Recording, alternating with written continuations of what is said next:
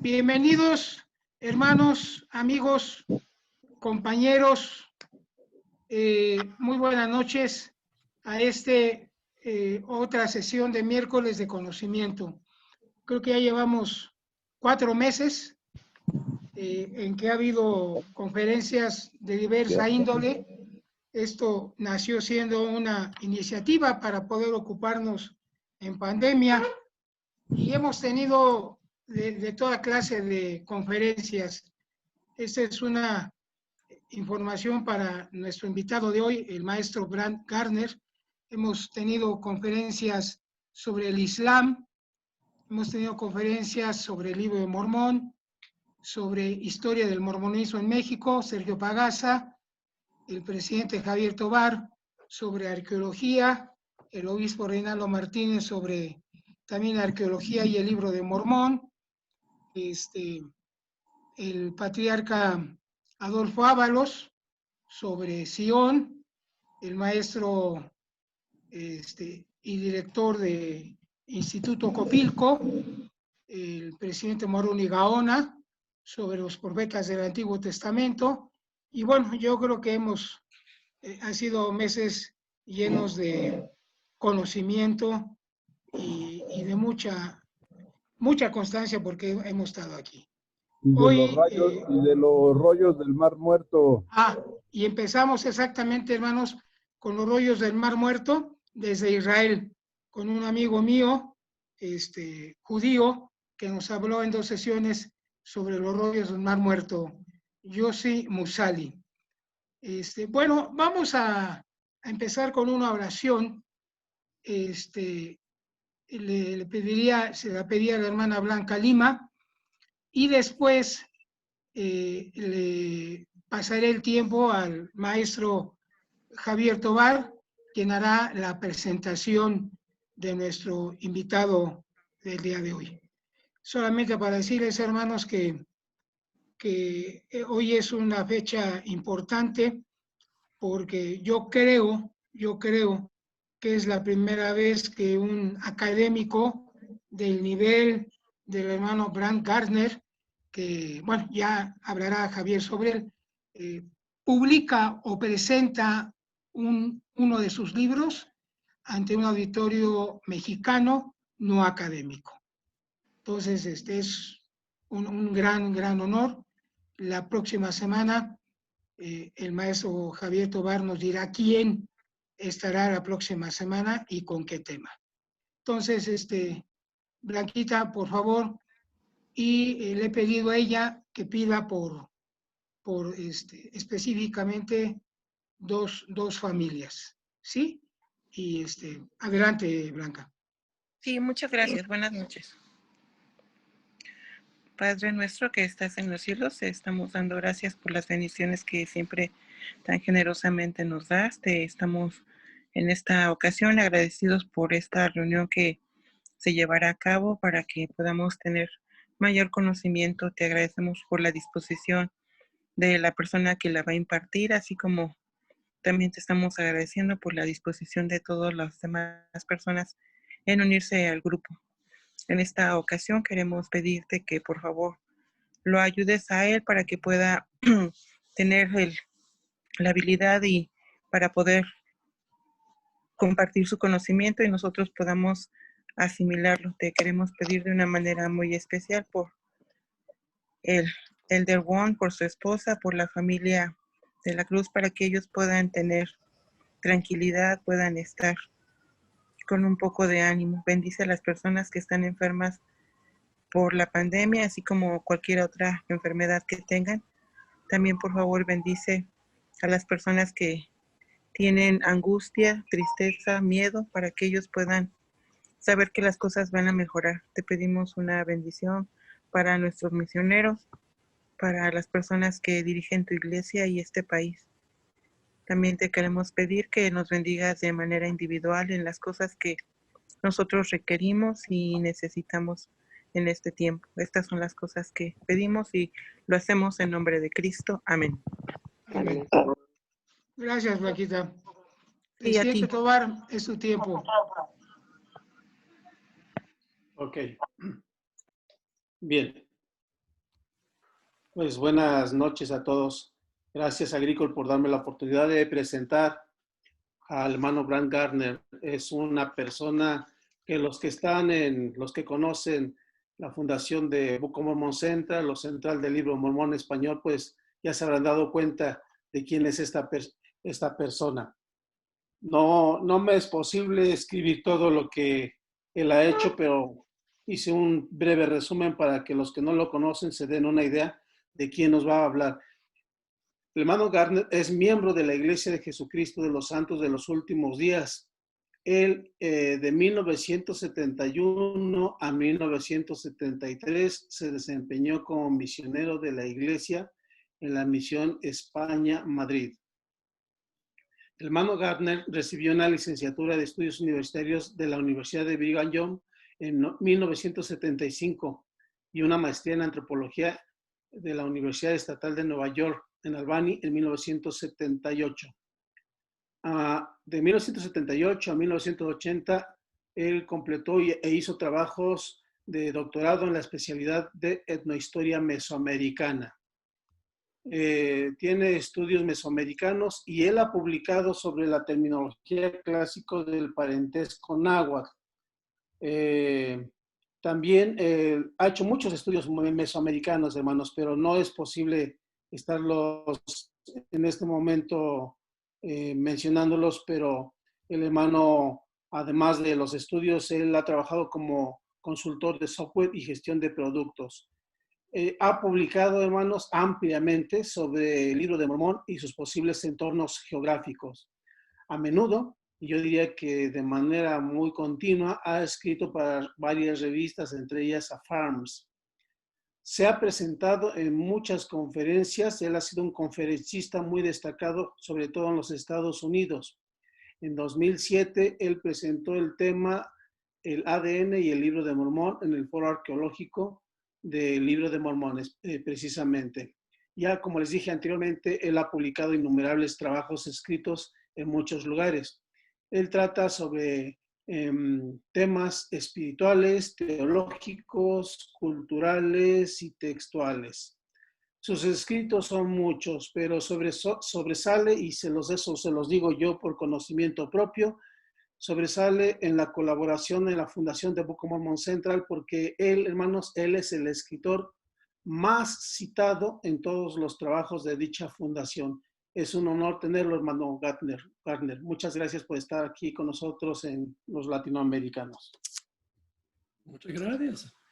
Estoy encantado de estar aquí. Y también tengo un poco de temor porque no he tenido la oportunidad de hablar por muchos tiempos, así que me van a faltar algunas palabras durante esta noche. Lo que queremos hablar es de uno de los libros que escribí, y es el libro que habla de la traducción del libro de Mormón. Y la idea del libro es de hablar de dos cosas. La primera parte era información que explica el uso de las cosas culturales que usaba José Smith para traducir el libro. Esos eran los intérpretes que se encontraron con las planchas y luego la piedra vidente que usó. Y hay alguna historia de esas cosas y esa era una parte del libro, como la mitad del libro, pero eso se puede leer si quieren en el título que tiene en la iglesia, en el red de la iglesia de los, ¿cómo se dice? Essays, los ensayos que tienen. Se puede leer de esto allá. Y, aquí está el link. Son piedras videntes en temas de historia de la iglesia. La segunda parte es de intentar descubrir algo, si podemos, qué era el método que usaba José Smith para traducir el libro de Mormón. Sabemos que usaba el método de usar la piedra vidente, pero ¿cómo es que se puede traducir con una piedra? Y esa es la pregunta que vamos a intentar esta noche. primeramente tenemos que entender que para traducir algunos métodos que se pueden usar para tomar un texto y traducir el texto de un idioma a otro. Una de las maneras sería la manera literal, o palabra por palabra. Y en ese tipo se intenta tomar alguna palabra en, por ejemplo, en inglés, mano, hand, en inglés y mano, y sería la misma, se puede precisamente hablar literalmente las sentencias que tenemos entre las dos lenguas. Pero hay muchas lenguas que son muy diferentes. Es muy difícil traducir en esta manera. Y si algunos de ustedes entienden algo de cualquiera de los idiomas nativos que tienen en México, ya saben que algunos de ellos sería mucho más difícil traducir palabra por palabra. Así que, aunque es pues, un método, tal vez sería el método que usaba José Smith, pero tal vez había otro método. Los otros dos hacen de una distancia mental entre la palabra y lo que intentaba la persona que escribe la palabra de decir a la persona que va a leerlo.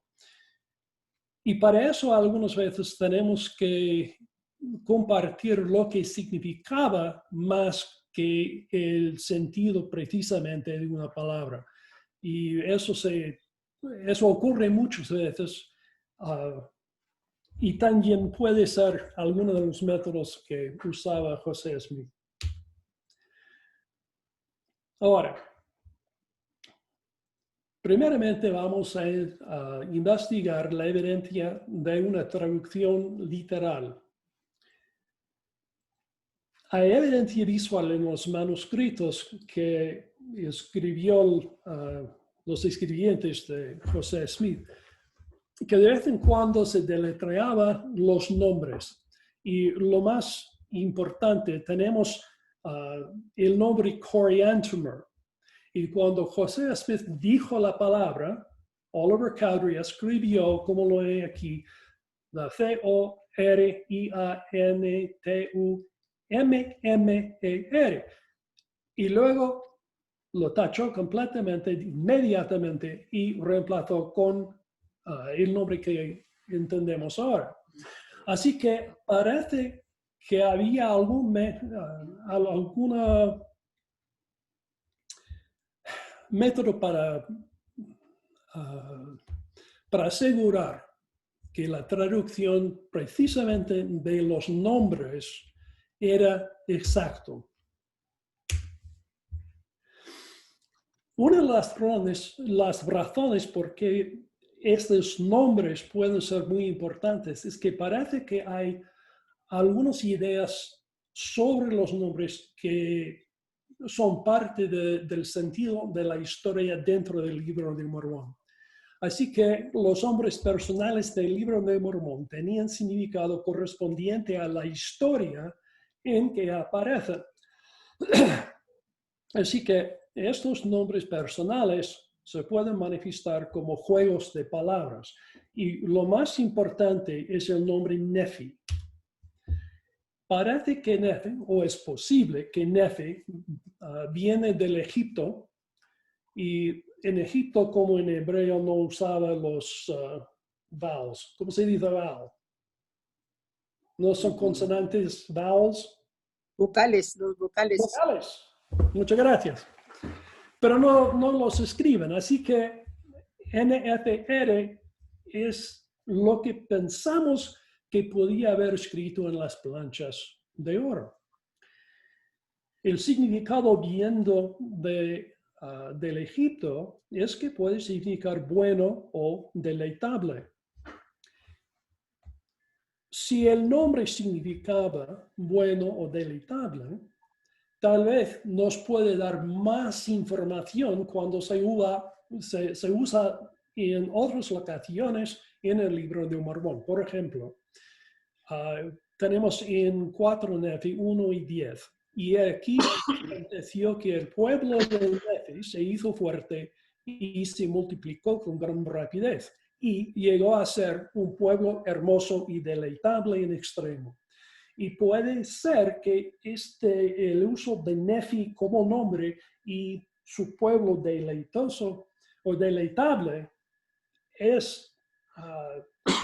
fue hecho con la idea de enfatizar que era bueno, deleitable, un juego de palabras en el nombre de Nefi.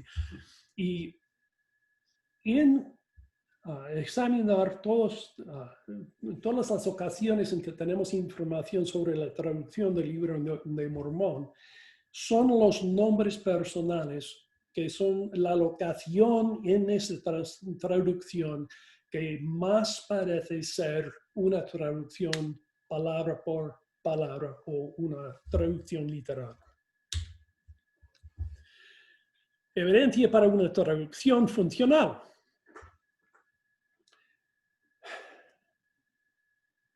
Eso es un poco más difícil y tenía más dificultades en tomar ejemplos por la falta de poder entender más en español. Pero las ideas y las razones por que podemos ver que era una traducción funcional se vean muchas veces en las ocasiones cuando lo que dice el texto no representa la cultura de los Nuevas Américas. Así que tenemos aquí en Mosías 12, 4 a 5, y acontecerá que heriré a este pueblo mío con penosas aflicciones, sí, con hambre y pestilencia, y haré que ayunen todo el día. Sí, y haré que les aten cargas sobre sus espaldas y serán arreados como mudos asnos. Ahora, aquí tenemos dos cosas. Uno que es, tenían cargas sobre sus espaldas. Y sabemos que esa era la manera en que tenían cargas en Guatemala, en México. Pero la idea que lo hacían como mudos asnos no es una traducción literal porque no habían asnos. Así que esa era una traducción que usaba una palabra, principalmente en inglés, pero la palabra que no representaba a ningún animal que existía en las Nuevas Américas.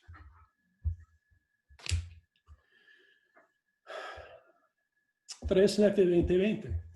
Y sucederá, dice el Padre, que aquel día la espada de mi justicia se cernirá sobre ellos, y a menos que se arrepientan, caerá sobre ellos, dice el Padre, sí, sobre todas las naciones de los gentiles. Aquí el problema que tenemos es la traducción de la espada. La espada, como lo entendemos nosotros como personas modernas, lo entendemos como una espada que tiene un punto. Pero las espadas que tenían los indígenas, por la mayoría no tenía punto. Así que para colgar una espada que tiene punto sobre la cabeza, eso es peligroso. Pero no es tan peligroso colgar una espada que no tiene punto sobre la cabeza. Así que también este es un idioma, un concepto que viene de la lengua y de las ideas modernas y no representa precisamente una cosa que viene de las culturas nativas en las Américas. Otro. Esto, el libro de Mormón, claro, ya no me acuerdo de dónde viene. Mas ahora, he aquí que Satanás los lleva tal como tamo, que se lleva en el viento, o como el barco que sin velas, ni ancla, ni cosa alguna que dirigirlo, es azotado por las olas, y así como la nave con ellos. Hay dos cosas que no representan la cultura mesoamericana. Uno es barcos con velas, porque no los tenían. El segundo es el tamo y la agricultura que tenían era basada en maíz. Y todo ese complejo cultura que tenía para el tamo viene de wheat. ¿Cómo se llama wheat? Trigo, Digo, trigo. ok. Pero eso es cosa que viene de los europeos, pero no venía para las culturas antiguas de las Américas. Así que podemos entender que aunque tenemos una traducción en el libro de Mormón, lo que tenemos primeramente en inglés y luego como se traducía en español, tiene algunas ideas que no existían en las Américas, pero vienen de otras culturas que influencian la traducción. También podemos saber que era una traducción funcional y no palabra por palabra, porque, por lo menos en inglés, cuando tenemos, por ejemplo, los pasajes de Isaías, los tenemos en inglés desde el King James Version. Y en esta versión de la Biblia era la versión más usada en el tiempo de José Smith. Era la versión que todos entendían, y cuando tenemos estos capítulos de Isaías en el libro de Mormón, los tenemos casi palabra por palabra de lo que venía en el inglés de King James. La razón por qué esto es diferente es que la traducción no es precisamente perfecto.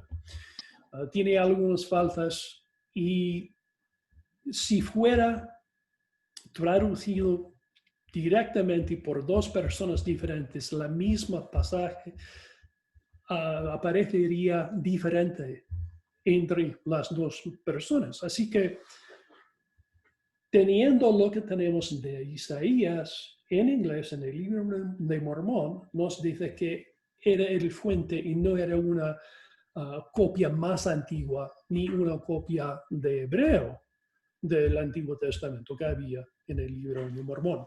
Así que, para entender otra vez el tipo de traducción que era el libro de Mormón, la mayoría del texto del libro de Mormón parece que ser una traducción funcional y no literal.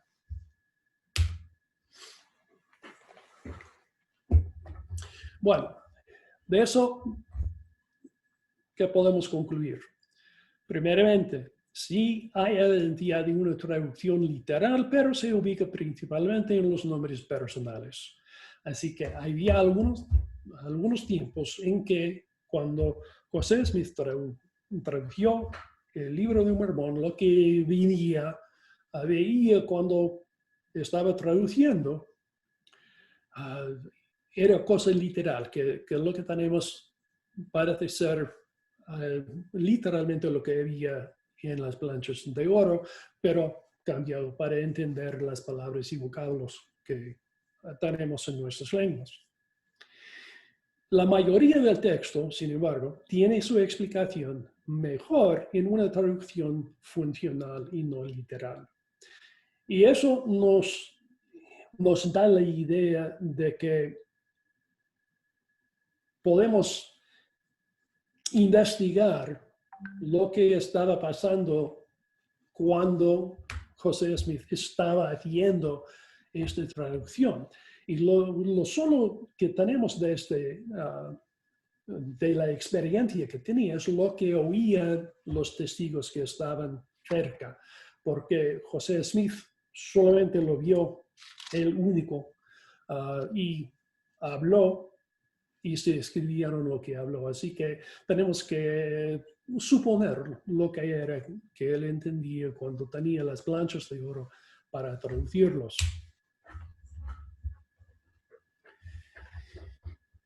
El entendido la he entendido fue traducido, pero no palabra por palabra precisa. Entonces, por ejemplo, tengo aquí la pregunta, ¿qué es un caballo en el libro de Mormón?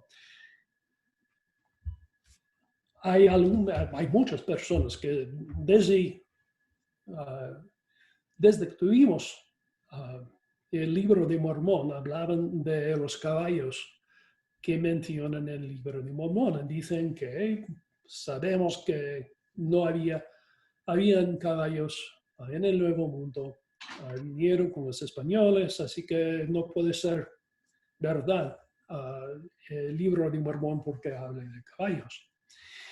Pero si es cosa de traducción, mejor podemos entender que cualquier cosa que había en las planchas fue traducido como caballo. Tal vez no era el caballo. ¿Qué era?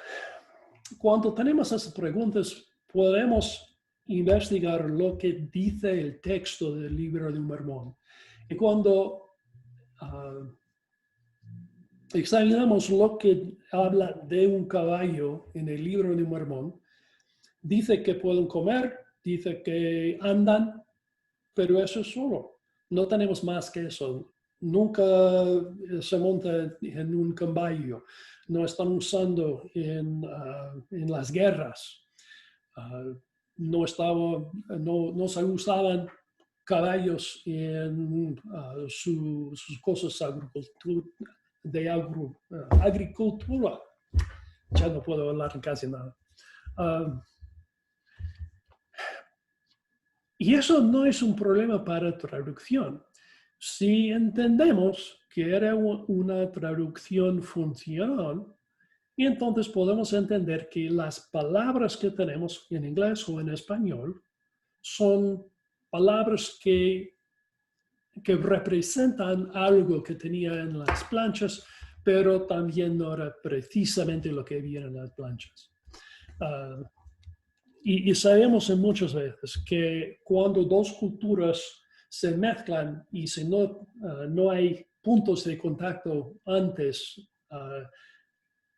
los animales, las plantas que tienen que son diferentes entre los dos, no es sorprendente que usaban alguna palabra que tenía antiguamente en su lengua para aplicarlo al animal que vean. Así que es cosa de traducción, no es razón de dudar la veracidad del libro de Mormón, porque es cosa de traducción.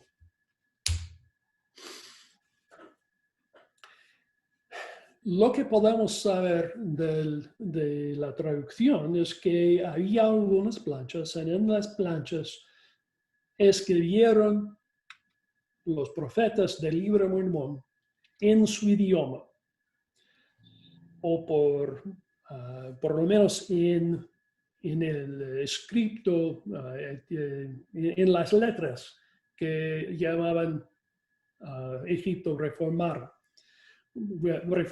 Cualquier cosa era, que no sabemos. Pero ellos escribían en esta lengua.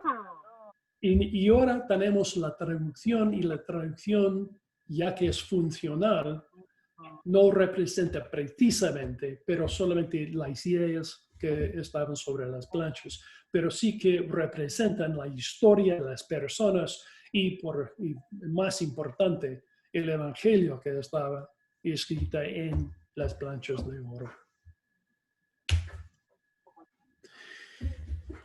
Ya que hemos hablado un poco de cuál tipo de traducción era, podemos ya investigar, pensar sobre el método que usaba. ¿Qué podemos entender de lo que hizo José Smith para traducir el libro de Mormón? Lo que es más importante es que decimos que no sabemos. No hay revelación, no hay una escritura que nos dice precisamente lo que sucedió. Así que todo lo que escribí en este libro era cosas que pensaba, pero no son cosas que todos tienen que creer, porque tal vez sí, tal vez no. Es posible que este era el método, pero es una examinación intelectual, no es cosa de revelación. Así que si ustedes tienen otra idea, qué bien, porque no sabemos. Pero aunque no sepamos, podemos imaginar la manera en que podía haber traducido este libro. Primeramente, tenemos testigos de la traducción. Y José Smith tomó su sombrero y puso su cara dentro del sombrero con la piedra vidente dentro del sombrero. Y en alguna manera, él pudo leer el libro de Mormón. Así que es la manera, y el dibujo que tenemos aquí no es precisamente correcto porque no tiene su cara dentro del sombrero. Y los artistas no lo hacen así porque si lo hicieran no podríamos entender que era José Smith en el dibujo. Así que no es precisamente la manera, pero había la piedra, se puso la cara y lo hizo para oscurar la luz. Y eso es importante, para oscurar la luz. Y eso es importante porque si vamos a leer, es muy difícil leer cuando es totalmente oscuro. Necesitamos luz para leer y él no lo tenía. Y esto es una parte del proceso que es muy importante. Lo que vieron los testigos. Primero, podemos entender que le fuera imposible consultar ni papeles ni libros mientras su cara estaba dentro de su sombrero. Así que cualquier persona que dice que José Smith usaba algún manuscrito preparado anteriormente, no podía haberlo hecho porque tenía el sombrero en su cara, no podía leerlo.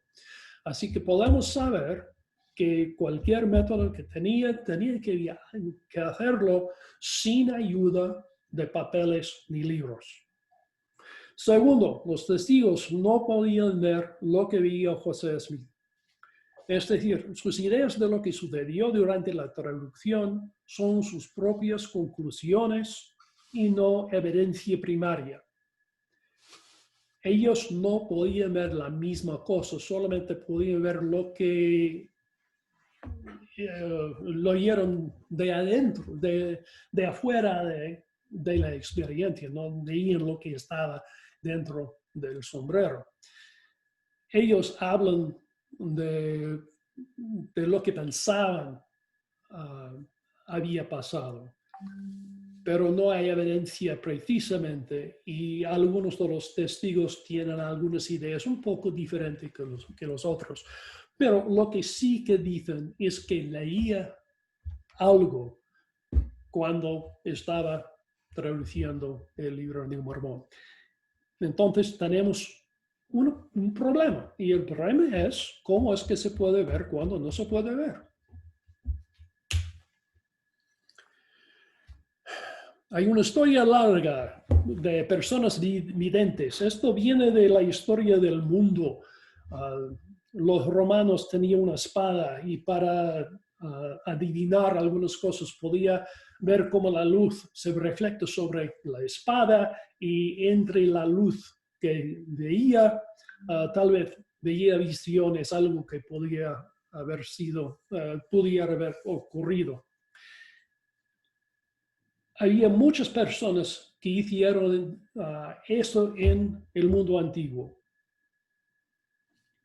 Y eso nos dice que lo que hizo José Smith no fuera totalmente diferente de lo que habían hecho otras personas, pero también dice que requiere que la persona que está dando la información usa un método para oscurar la luz. Así que todos los que estaban viendo lo que estaba pasando, entendían que no se podía ver la persona porque no había luz. Y eso también es importante en lo que hizo José Smith, porque tenía el sombrero. Y para oscurar la luz es muy importante. Sabiendo que el vidente no podía ver naturalmente, lo que vería tenía que venir, ya, no le escribí bien, tenía que ver preternaturalmente. Si no podía ver naturalmente, tenía que ver preternaturalmente. Si no podía ver en la oscuridad, tenía que ser algo tal vez divino, algo más que humano, que era la fuente de lo que decía.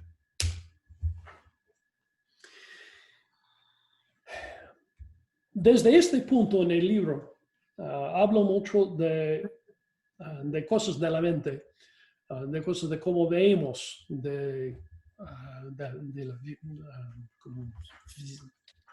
no sé la palabra, de los mecanismos que tenemos para ver en los ojos.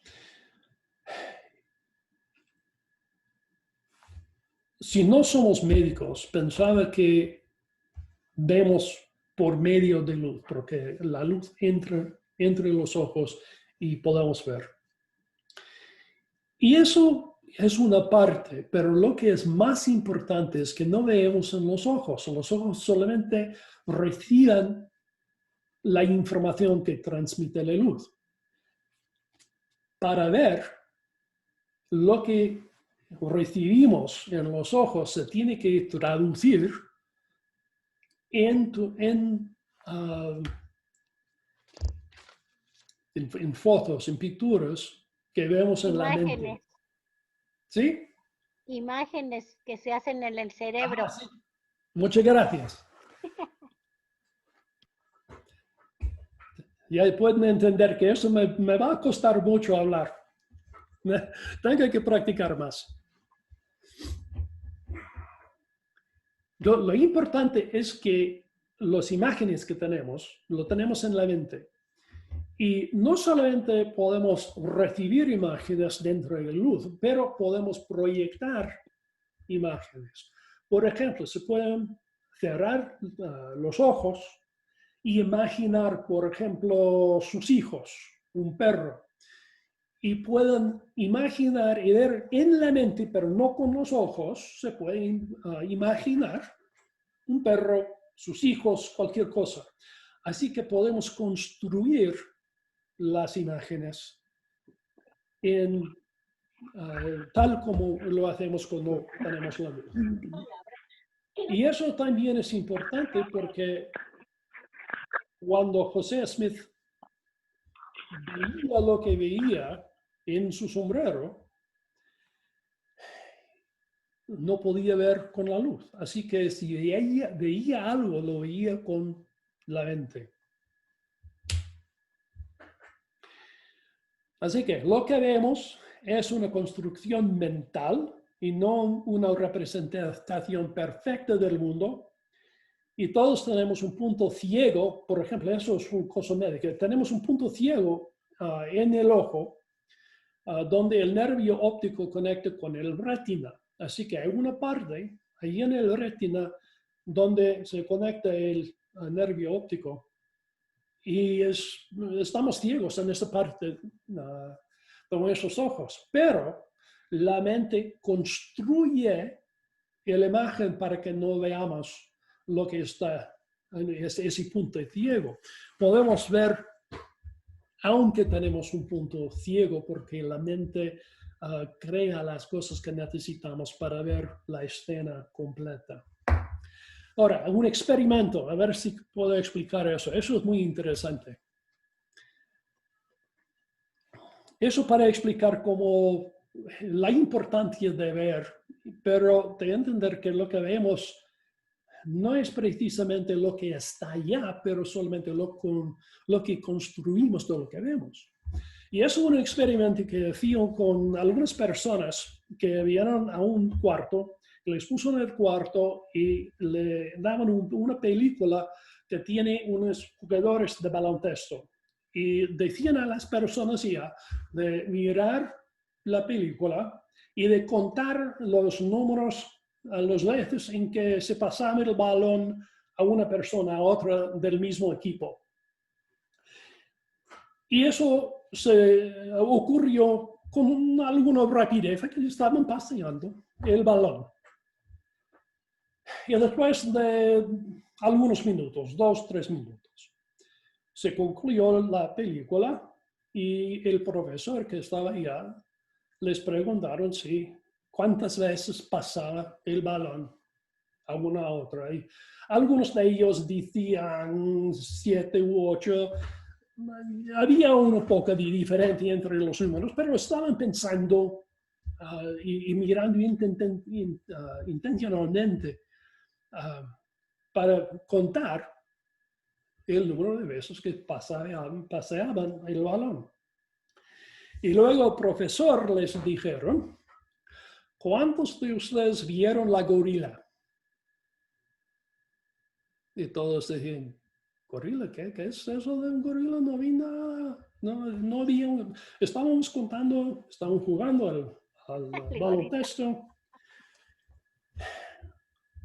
Y luego el profesor les mostró la película otra vez. Y entre la película, una persona en traje de gorila entró, golpeaba su pecho y salió.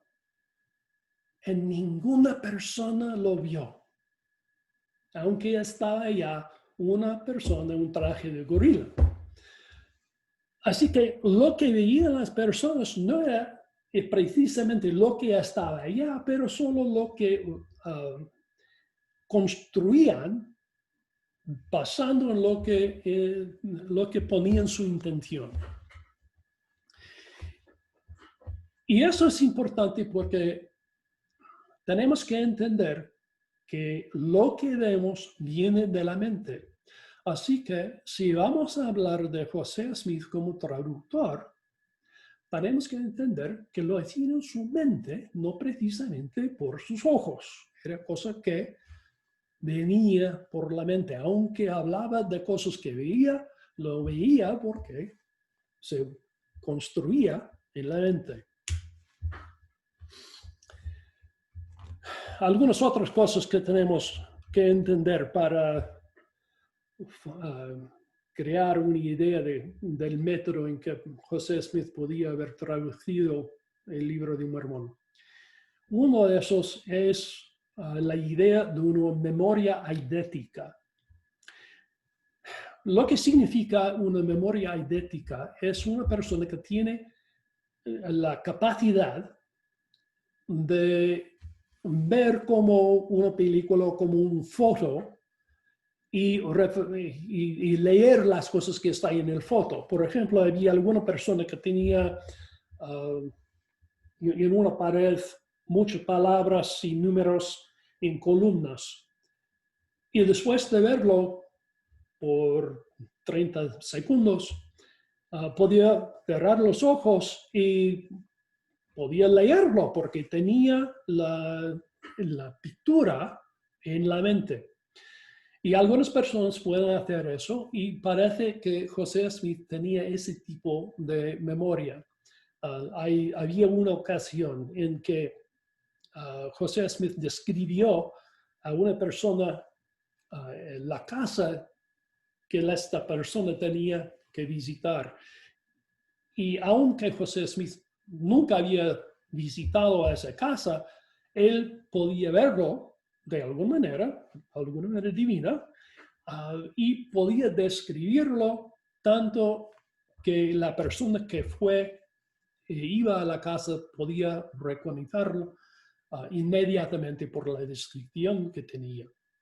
Así que podemos ver en la mente y él podía crear y tomar algunas fotos o crear estas pinturas con muchos detalles en su mente.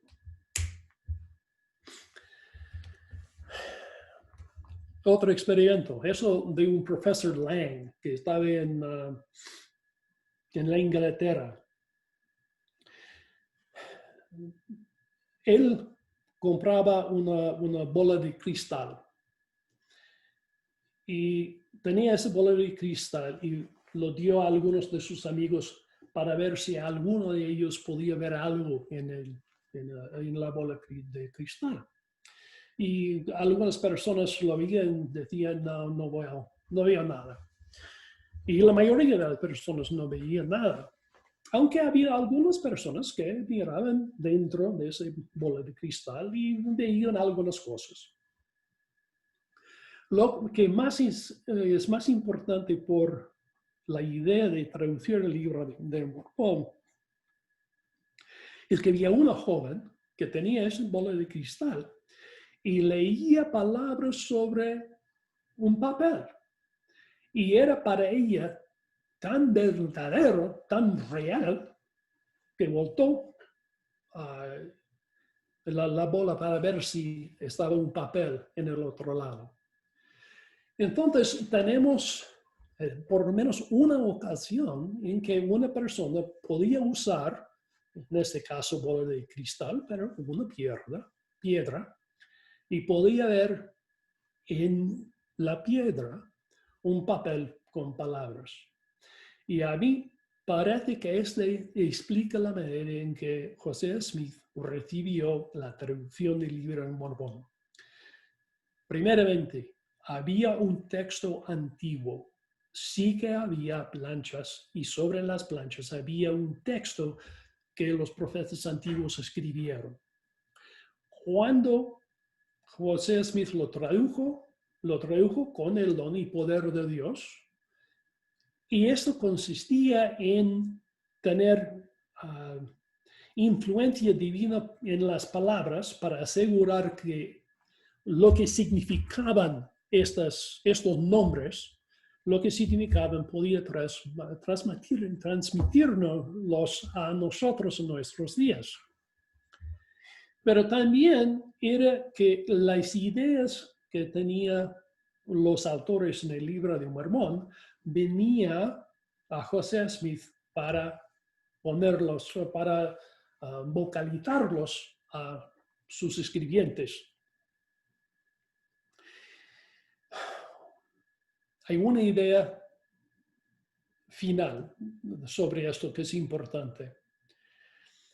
En los estudios de la mente, principalmente en la medida en que formamos lengua, las lenguas, los idiomas, aún en nuestros idiomas nativos, tenemos algo en la mente que precede la construcción de los vocablos que hablamos. Casi todos hemos tenido la experiencia de hablar y decir algo, inmediatamente entender que lo que decíamos no era lo que entendíamos hablar. Así que antes de decirlos, tuvimos una idea de lo que vamos a decir, pero por cualquier razón, lo que venía de la boca no era lo que intentábamos decir. Así que hay un nivel bajo lo consciente que consiste en lo que deseamos decir. Y para ustedes, si hablan más de un idioma, pueden entender, por ejemplo, precisamente si hablan mejor en el otro idioma que yo en el español, pero si hablan dos idiomas, se puede entender que la idea que van a decir es lo mismo, pero la manera en que se puede expresarlo depende del idioma. Por ejemplo, yo estaba en la ciudad de Guatemala hace ya muchos años y estaba sentada en una librería y había dos hermanas allá que estaban hablando y ambas de ellas hablaban español y inglés precisamente, perfectamente. Y no tenía diferencia. Tenían completamente fluente en las ambas idiomas.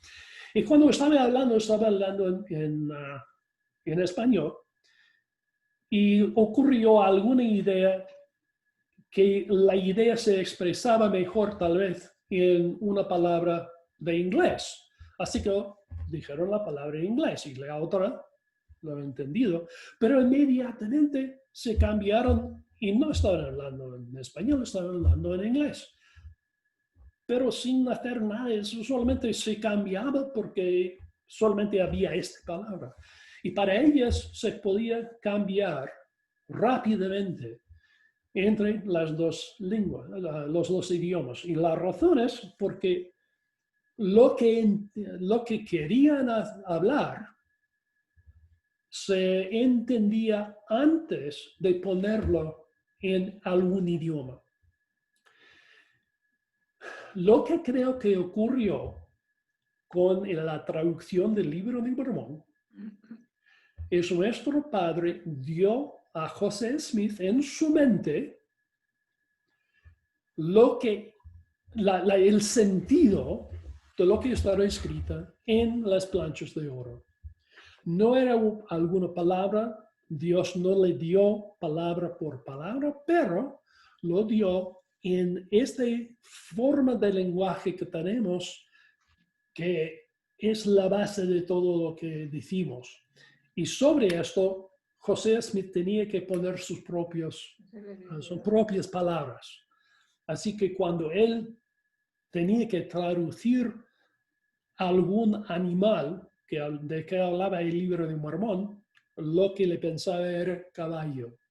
Así que tenemos un caballo como parte de la traducción, pero porque eso es lo que entendía, pero no es porque es la palabra precisa que estaba en las planchas. Entonces, el método que tenía José Smith era que el sentido del Libro de Mormón se le dio Dios en su mente. Él podía construir las palabras basando en este entendimiento que tenía del sentido de las palabras y los veía como si fuera en papel para leerlos y entonces hablar en voz alta a su escribidor. Y eso era posible porque él tenía piedra vidente y la manera en que se usaba una piedra vidente era de ver algunas cosas. Así que es un método visual. Eso también tal vez nos ayuda a entender algo que tenemos en el libro de Doctrinas y Convenios. Tenemos esta parte en Doctrinas y Convenios 7 a 10. He aquí, no has entendido. Has supuesto que yo te concedería cuando no pensaste sino en pedirme. Pero he aquí, te digo que debes estudiarlo en tu mente. Entonces, has de preguntarme si está bien. Y si así fuere, haré que tu pecho arda dentro de ti. Por tanto, sentirás que está bien. Mas si no estuviere bien, no sentirás tal cosa, sino que sobrevendrá un estupor de pensamiento que te hará olvidar lo que está mal. Por lo tanto, no puedes escribir lo que es sagrado a no ser que lo recibas de mí. Ahora, si hubieses sabido esto, habrías podido traducir. Sin embargo, no es oportuno que traduzcas ahora. José Smith pudo traducir. Oliver Cowdery tenía la promesa que podía traducir, pero no pudo. En esta ocasión, el Dios dice a Oliver Cowdery la razón por qué no podía. Y he visto muchas personas que hablan de eso, dicen, bueno, esto es la manera que usaba José Smith, pero tal vez no. La razón es que en el manuscrito original de esta parte de Doctrinas y Convenios, habla de que, lo tengo aquí creo, Oliver Cowdery usaba una varilla de adivinación. José Smith usaba la piedra vidente para ver imágenes y para ver tal vez aún palabras en una página de papel. Pero el método de recibir revelación que tenía Oliver Cowdery era de una varilla de adivinación. Y si entienden algo de lo que hacen esas varillas, los usaban tal vez para encontrar agua debajo de la tierra, y se puede ponerlo y si baja, entonces han encontrado agua. Pero es un mecanismo que solamente puede decir sí o no. La piedra vidente podía ver una visión, pero el método que tenía Oliver Cowdery solamente tenía la capacidad de decir sí o no. Así que tenemos estos versos que es Dios explicando a Oliver la razón precisamente porque Oliver no pudo traducir. Ahora, son en las Doctrinas y Convenios porque esa es la manera más frecuente que tenemos nosotros. Tenemos nosotros solamente la capacidad de entender sí o no. Así que esto presentamos algo a Dios y podemos decir sí o no. Y tenemos poder, el estupor de pensamiento o de tener el fuego en el pecho. Así que para nosotros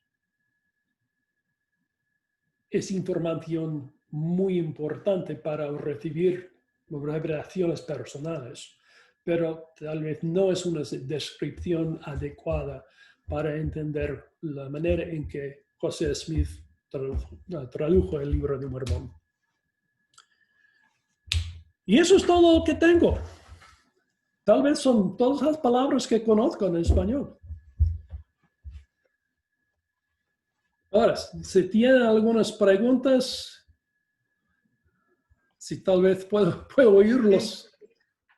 Robert, ¿nos puedes ayudar? Sí. No manches.